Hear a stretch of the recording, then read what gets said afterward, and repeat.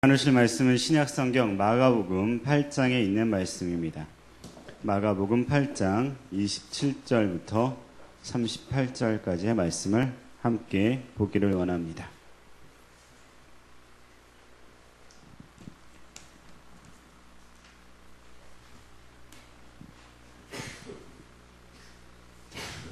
마가복음 8장 27절부터 말씀을 교독함으로 함께 읽도록 하겠습니다. 예수와 제자들이 빌립보 가이사랴 여러 마을로 나가실세 길에서 제자들에게 물어 이르시되 사람들이 나를 누구라고 하느냐?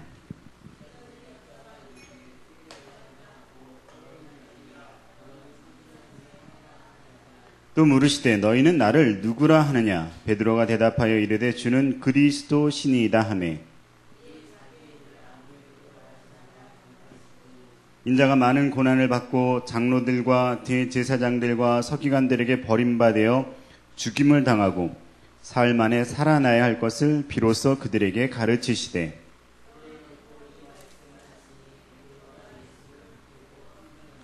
예수께서 돌이키사 제자들을 보시며 베드로를 꾸짖어 이르시되 사단아 내 뒤로 물러가라. 내가 하나님의 일을 생각하지 아니하고 도리어 사람의 일을 생각하는도다 하시고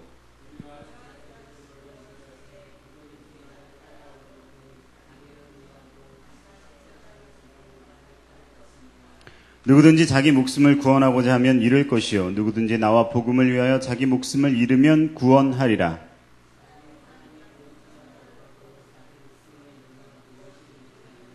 사람이 무엇을 주고 자기 목숨과 바꾸겠느냐? 이 음란하고 죄 많은 세대에서 나와 내 말을 부끄러워하면 인자도 아버지의 영광으로 거룩한 천사들과 함께 올 때에 그 사람을 부끄러워하리라. 아멘. 자, 날씨가 많이 덥죠.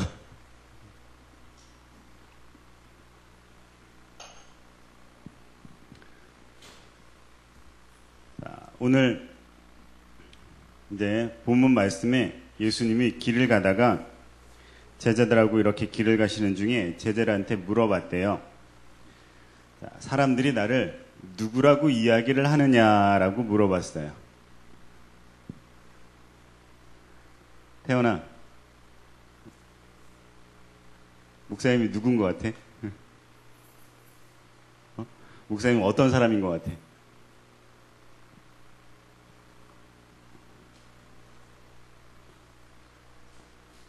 생각이 없구나. 우리 만난 지 한 2달 됐으면 좀 이렇게 목사님 어떤 분인가 라고 생각도 한번 해보면 좋을 것 같은데.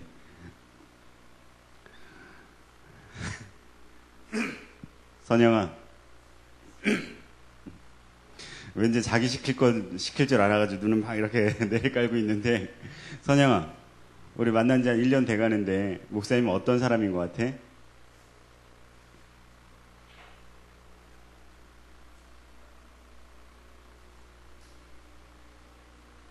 자, 안 들려요.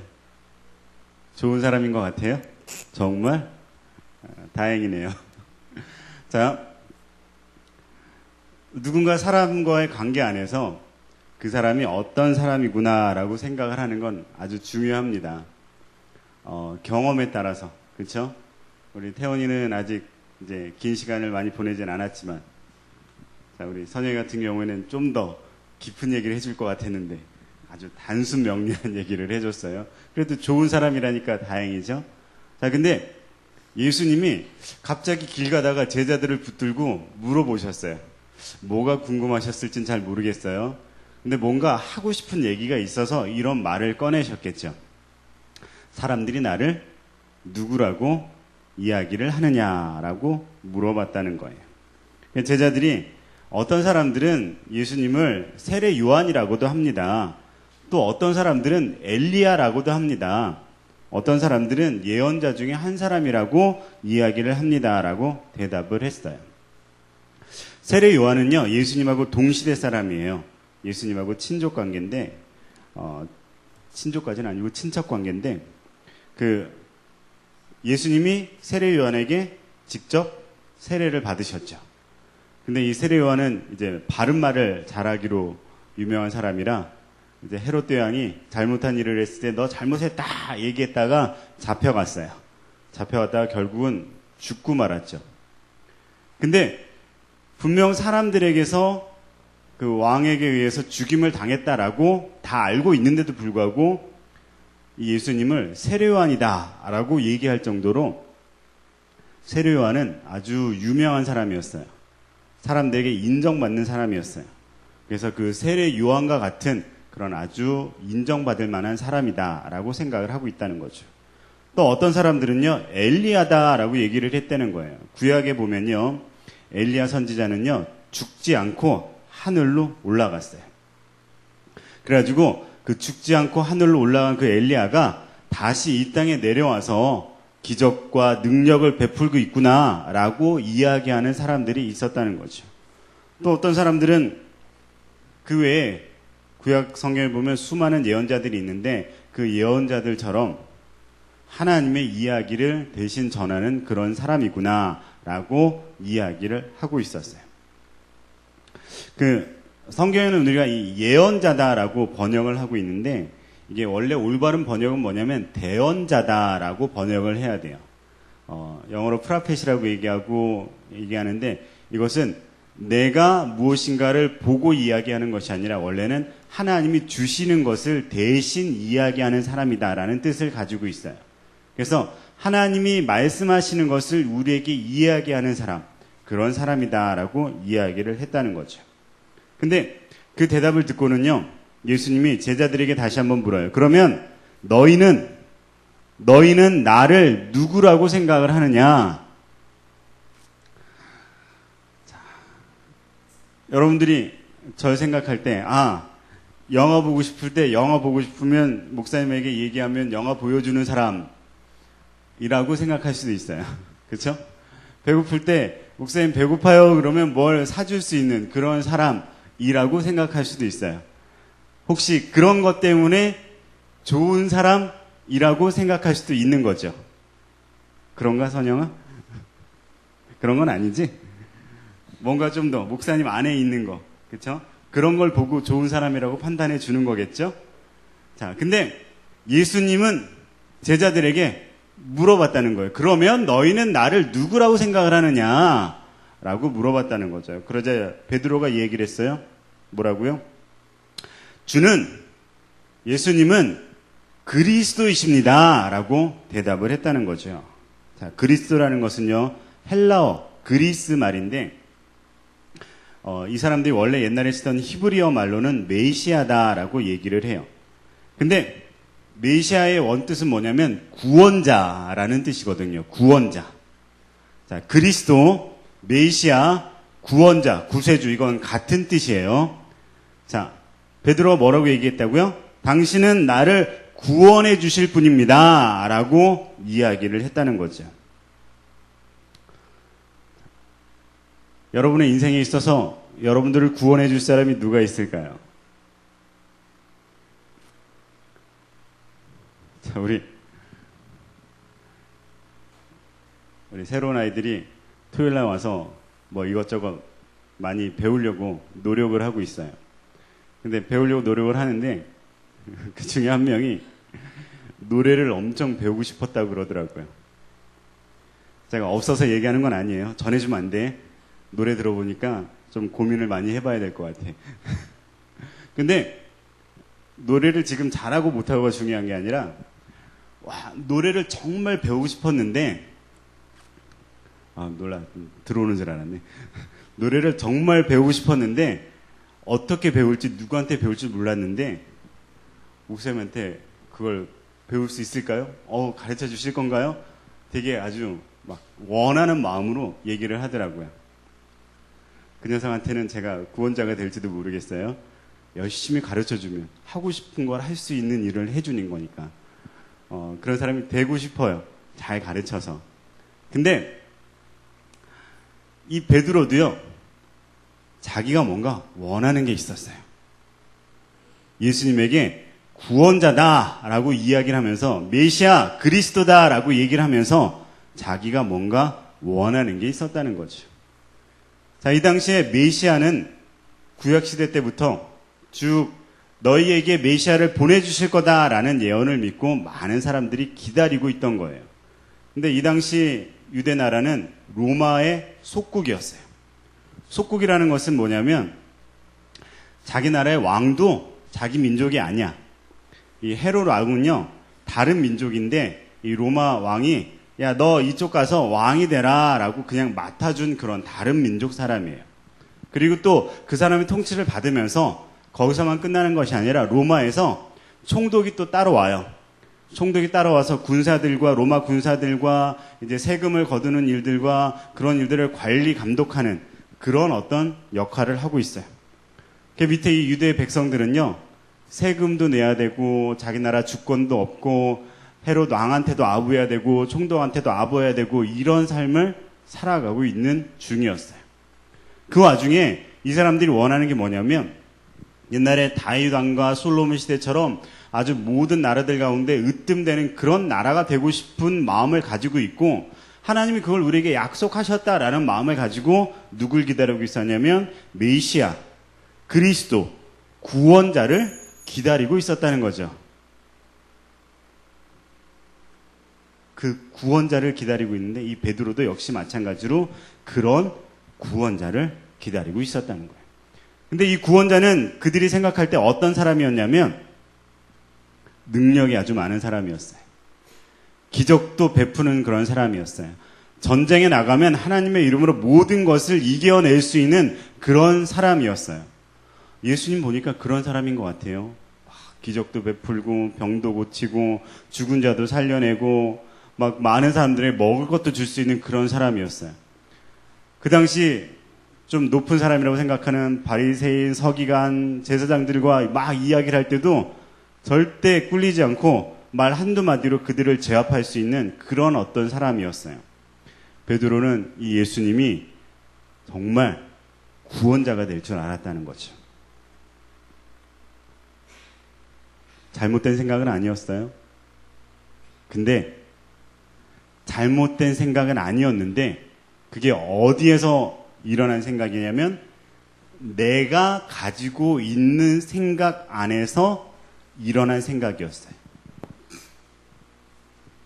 그동안 주변에 많은 사람들이 생각하고 있던 잘못된 생각에서 일어난 생각이었어요. 근데 예수님이 그 얘기를 듣고 너희들이 지금 좀 잘못 생각하고 있는 게 있다라고 알려주시기 위해서 이야기를 시작을 합니다. 예수님이 왜 제자들에게 사람들이 나를 누구라고 부르냐, 너희는 나를 누구라고 생각하느냐라고 물어본 이유가 뭔지를 오늘 본문은 이야기할 때 이렇게 얘기하고 있어요. 자, 오늘 본문에 30절부터 이에 자기의 일을 아무에게도 말하지 말라 경고하시고 인자가 많은 고난을 받고 장로들과 대제사장들과 서기관들에게 버림받되고 죽임을 당하고 사흘 만에 살아나야 할 것을 비로소 그들에게 처음 이야기를 하셨다는 거죠. 자, 메시아의 의미가 무엇인지를 이야기를 하고 있어요. 그 메시아의 의미라는 게 뭐냐면 사람들에게 버림을 받는데요. 그리고 죽임을 당한대요. 그리고 그 죽임을 당한 뒤에 다시 부활하는 것이 지금 메시아의, 그리스도의, 구원자의 참다운 행동이다라고 이야기를 하고 있는 거죠. 자, 32절에 보니까요, 드러내놓고 이 말씀을 하시니 베드로가 예수를 붙들고 항변하매라고 이야기를 하고 있어요.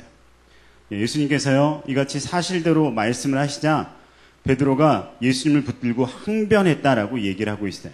우리 개역개정 성경에는 항변한다고, 붙들고 항변한다고 써 있는데 영어 킹제임스 번역에는요, took him and began to rebuke him이라고 돼 있어요. 여기에서 took, 잡았다는 거죠. 그리고 rebuke라는 건 뭐냐면 힐책했다, 꾸짖었다, 이런 단어예요. 자, 좀 전에 당신은 나의 구원자입니다 라고 얘기했던 베드로가 예수님이 내가 고난받을 거고 죽을 거고 다시 살아날 거다라고 얘기하니까 갑자기 어떻게 했냐면 예수를 탁 붙잡고는 이렇게 한쪽으로 끌고 가서는 지금 뭔 얘기를 하는 거야 도대체? 응? 사람들이 지금 당신 때문에 이만큼 모여 있는 거 안 보여? 응? 당신 때문에 이 사람들이 다 다니고 있고 근데 지금 사람들 앞에서 당신 죽는다고 얘기하면 도대체 어쩌라는 거냐? 지금 이런 식으로 얘기했다는 거예요.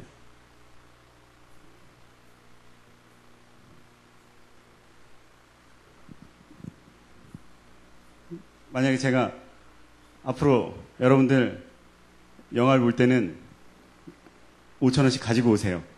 그렇게 얘기했어요. 그렇죠?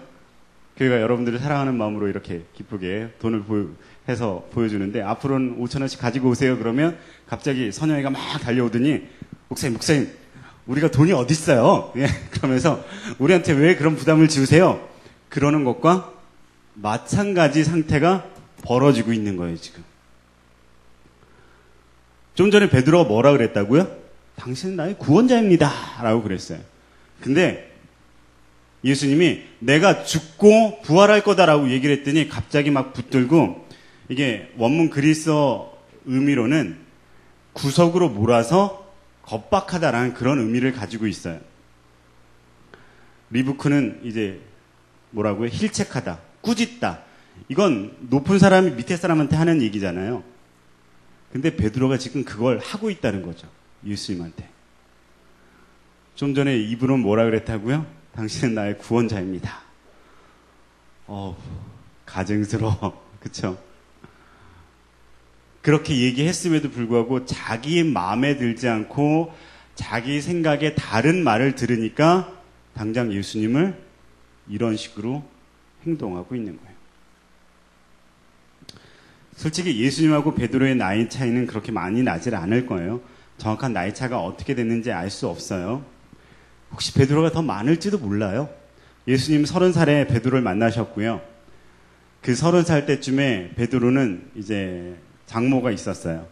결혼했고 어떤 그 과정 안에서는 나이가 거의 비슷하든지 한두 살 어리든지 한두 살 많든지 하는 그런 비슷한 때의 나이대입니다. 근데 그 와중에 함께 모여서 당신은 나의 구세주입니다 라고 얘기할 정도로 쫓아다녔던 사람이에요. 근데 자기의 생각과 틀린 얘기를 들으니까 당신 뭐 하는 거야? 라고 얘기할 정도의 서로의 관계성을 가지고 있다는 거죠.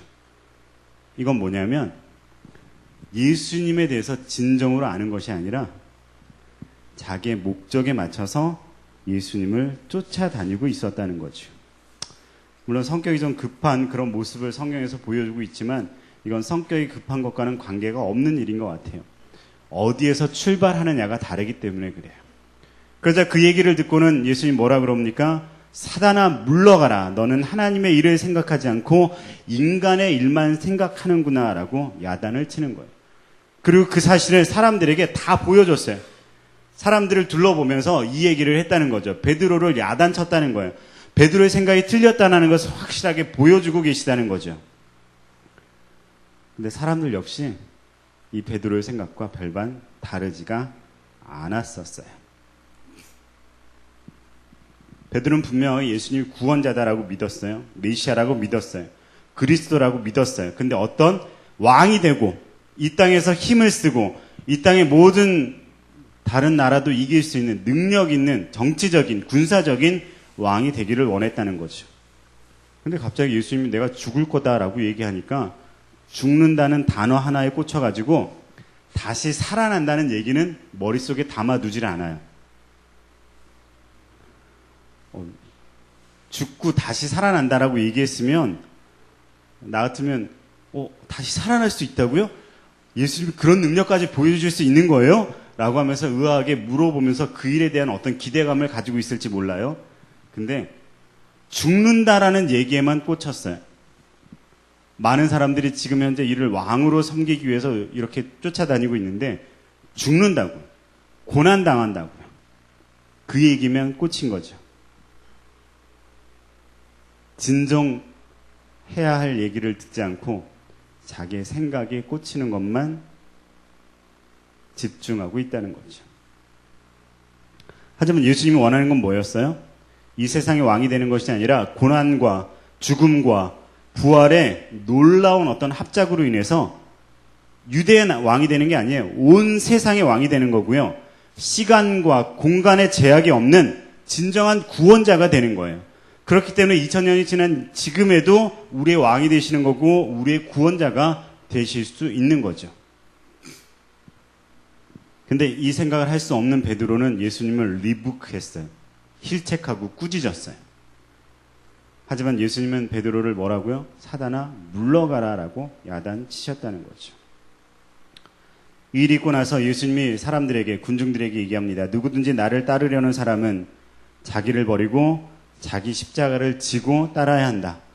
자기 목숨을 구하려고 하는 사람은 잃을 것이고 나와 복음을 위해서 자기 목숨을 버리는 사람은 생명을 얻을 것이다. 온 세상을 얻는다고 해도 자기 목숨을 잃으면 무슨 유익이 있겠느냐? 사람이 자기 목숨을 무엇과 바꿀 수 있겠느냐? 라고 얘기하고 있는 거죠. 여기서 목숨은 무엇일까요? 여러분 인생이 60, 70, 80에서 끝나는 것이 여러분의 목숨이라고 생각하면 안 돼요. 여러분의 삶이 태어나서 늙어 죽는 그 순간 혹은 여러 가지 일들로 종말을 맞이하는 그 순간이 여러분의 목숨이라고 생각하면 안 돼요. 그렇게 끝날 거면 우리는 아무런 가치가 없는 존재겠죠.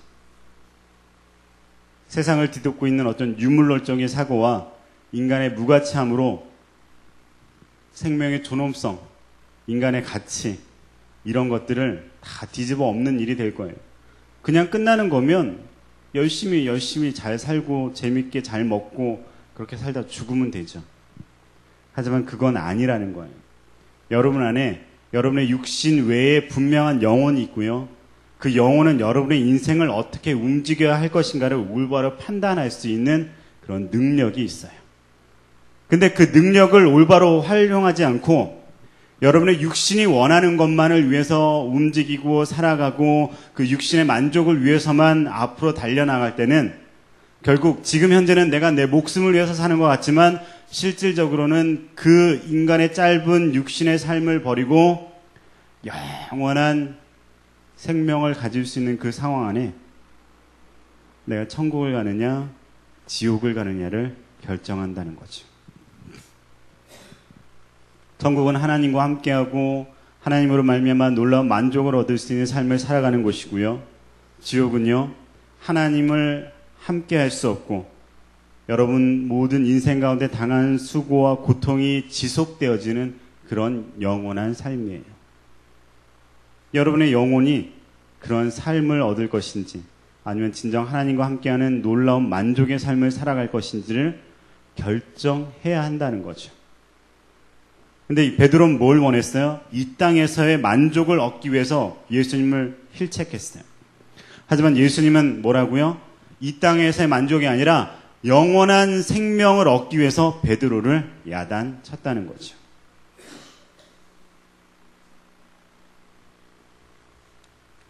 여러분이 이 땅에서 무엇인가를 원하는 삶이 있을 거예요. 지금 당장 앞에 있는 것들을 원하는 그런 것들도 있겠죠. 길게 내가 인생에 어떤 사람이 되기를 원한다라는 그런 목표도 있을 거예요. 그래서 수고하고 노력하고 있어요, 분명. 근데 그 수고와 노력이 여러분의 인생의 10년, 20년은 좌우할 수 있어요. 하지만 그 10년, 20년보다 더 큰 여러분의 인생의 마지막 가운데 내가 어떤 마음으로 다음 생을 맞이할 것인지, 어떤 생으로 하나님을 만나러 갈 것인지 아니면 지옥을 갈 것인지를 결정할 그런 문제가 여러분 앞에 분명히 있다는 거죠. 여기서 예수님을 우리가 올바로 알면 그걸 올바로 예비할 수 있어요. 하지만 예수님을 올바로 알지 못하면 그걸 예비할 수 없다는 거죠. 오늘날도 교회를 다니는 수많은 사람들이 있습니다. 하지만 그 수많은 사람들이 이 베드로처럼 자기의 목적에 따라 교회를 다닐 때가 있어요. 내가 교회에 무엇인가 원하는 것이 있고 교회 다니는 사람 가운데 무엇인가 원하는 게 있고 교회를 다녀서 내가 무엇인가를 얻어야겠다라는 목적이 있어요.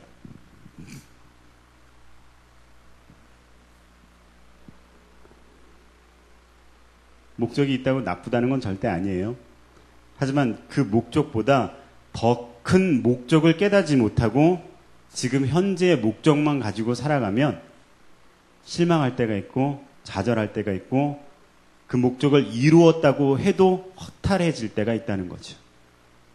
하지만 더 크고 온전하고 우리가 완벽하게 가져야 할 그 영생을 향한 놀라운 구원을 향한 생명을 향한 그런 목적을 올바로 가지고 있지 못하면 우리는 교회를 다니는 참다운 목적을 얻을 수가 없다는 거예요.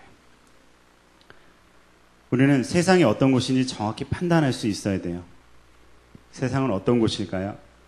여러분들에게 도움이 되는 곳일까요? 그렇지 않아요. 세상은 여러분들을 어떻게든 활용하려고 노력하는 이익 집단이에요. 그 안에서 여러분들이 온전히 살아가기 위해서 무엇을 선택하셨어요? 공부? 다른 또한 무엇? 자기의 꿈을 향한 노력? 그것을 향해 갈 때에 긍정적인 마음을 가지면 긍정적인 일이 벌어진다라고 세상은 우리에게 이야기를 합니다. 절대 그렇지 않아요. 절대 그렇지 않습니다.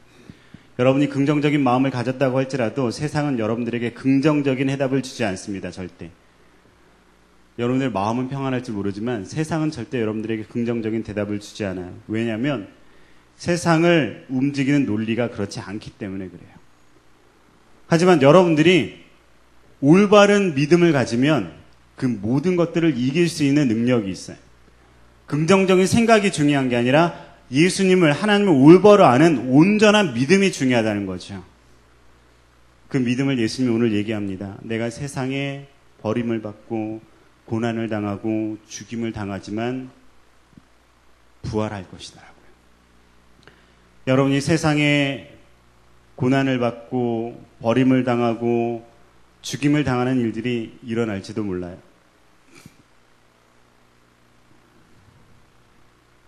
세상은 우리 인간을 그렇게 괴롭히는 그런 어떤 사단의 논리에 따라 움직여가고 있어요.